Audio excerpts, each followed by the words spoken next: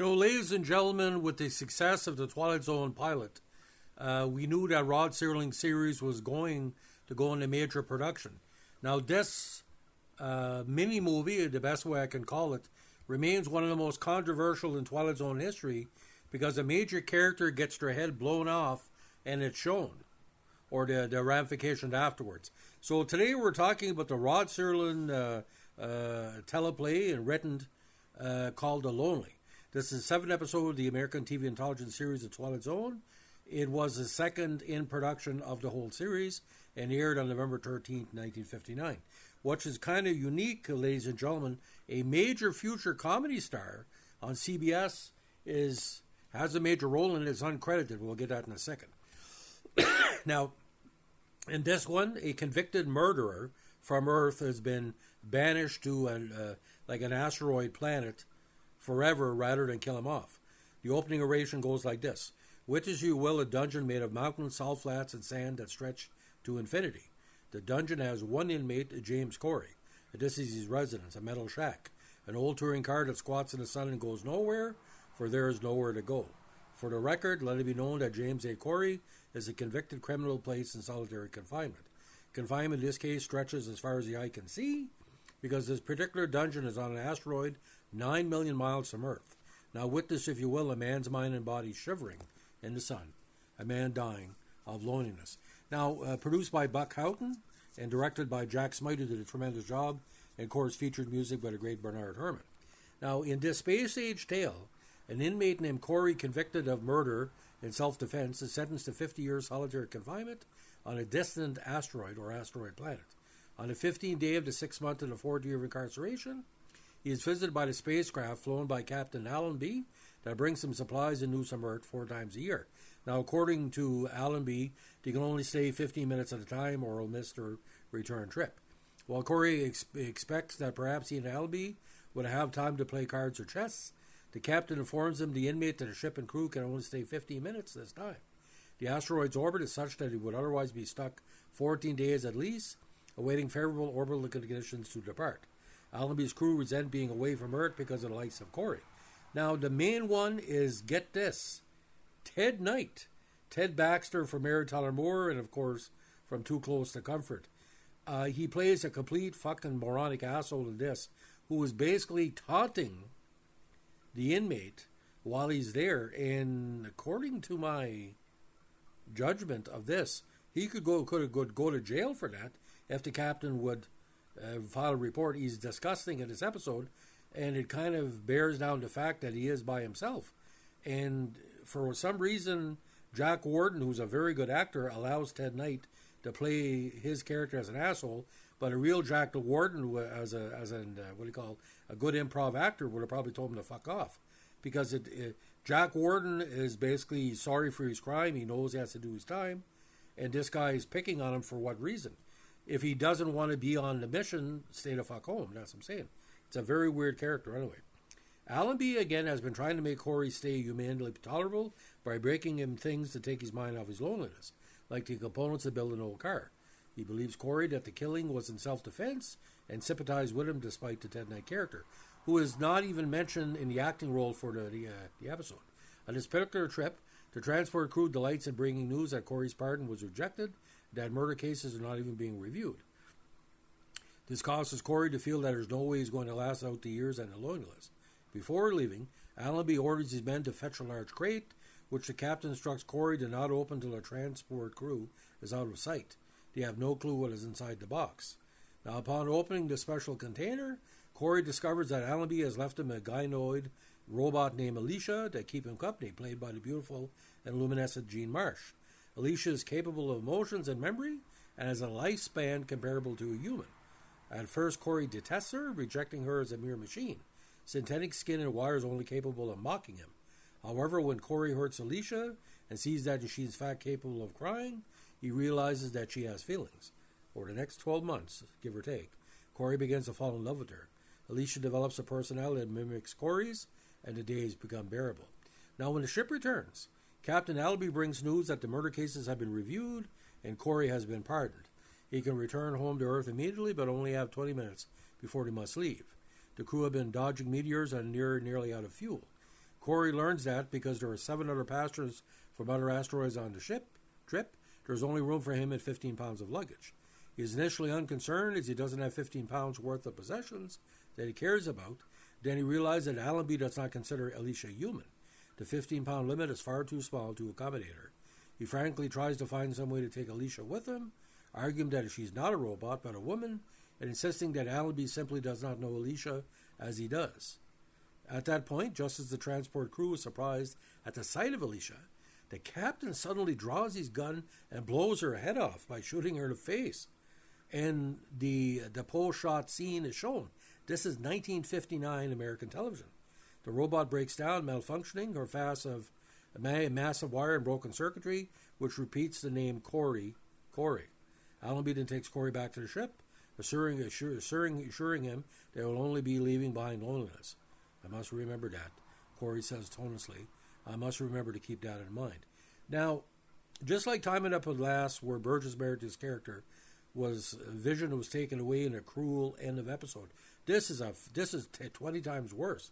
There is no way in the world that this episode should have ended like this.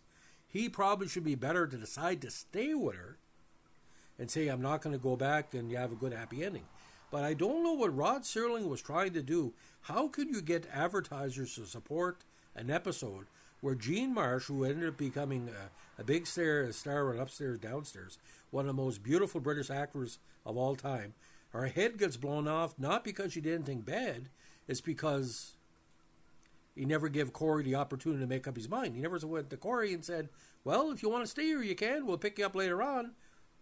What did he do? He blew his head off. I mean, it makes no sense. Now, the closing narration is this. On a microscopic piece of sand that floats through space and is a fragment of a man's life, left to rust is the place he lived in and the machines he used. Without use, they will disintegrate from the wind and the sand and the years that act upon them. All of Mr. Corey's machines, including the one made in his image, kept alive by love but now obsolete in the Twilight Zone. Now, this was a very, very heavy and hot episode of the film. According to Zickery's book about Twilight Zone and the Companion, I guess where Jean Marsh was situated was 130 degrees on the ground. So being asked to lay down with no body doubles. But you can feel the heat of the episode. Now, the next episode, of course, was Time Enough at Last. So we had back-to-back episodes where the hero of the piece was treated cruelly at the end. Again, I don't know what Serling was trying to do, but like I said, you can tell a story in a better way. I'm not saying I'm a writer like Rod Serling, but as a Canadian writer, a print writer, reporter for 41 years, and a fan of pulp fiction like this for over 50 years, there's always a better way to give a more humane. Sometimes Rod Serling wouldn't pick the humane. He would. But the times he should have, he didn't. And this is 2 examples. If you watch this in Time Enough at Last, he said, what kind of sick fuck was Rod Serling in the first season? I mean, that's just my thought. Now, an audio commentary of The Lonely starring Mike Starr as Corey was produced for radio in the mid-2000s. It was released on CD by CBS Consumer Products in 2007 as part of the Twilight Zone Radio Dramas Volume 4. In 2007, The Lonely was produced for the stage by Four Letter Entertainment. Now, this was, again, the first regular episode to enter production, following the success of Where's Everybody? And it was the first of several episodes, including a shot and arrow into the air, 100 yards over the rim, and a Rip Van Winkle camper to be filmed on location in Death Valley. Unprepared for the terrible conditions it would face, in this one the crew suffered extreme dehydration and heat exhaustion, and director of photography George T. Clemens even collapsed, falling from a camera crane while filming continued. Now, allegedly, some members of the crew were drinking cold milk or chocolate milk, and they passed out. But I guess with the next episode, they were allowed to stay at the apartment where they were gathering and take a 2-hour lunch to cool down. Now, again, for reasons still unknown, Ted Knight is not listed in the episode credits. Now, The Lonely, for me, again, it's one of the most important episodes of the Twilight Zone. I think it's pretty well a perfect episode until the last 3 minutes. Again, Serling, I don't know if he was trying to, shock people or whatever. It just makes absolutely no sense that the Jack Warden character, who was very intelligent in all these characterizations, wouldn't get the option. Now, this episode allegedly takes place from 2046 to 2047. Now, again, the Adams, the Ted Knight character. But ironically, ladies and gentlemen, this is the first story pairing Jack Warden with a human robot, which was treated a lot better in the Mighty Casey. They didn't have to blow his head off. So, ladies and gentlemen, for a shock effect, again, like I said, it's effective. But for the staging until the end, it's 5 out of 5. But that last 2 minutes, I've been a follower of Twilight Zone for years, and Night Gallery and Rod Serling disappointed me like crazy. As I've gotten older, I think about it more and more about it. If this is a modern society, okay, could he not be given the option to stay and come back for him later on? Or say, listen, I'm going to stay, I'm in love with her, you leave me enough supplies.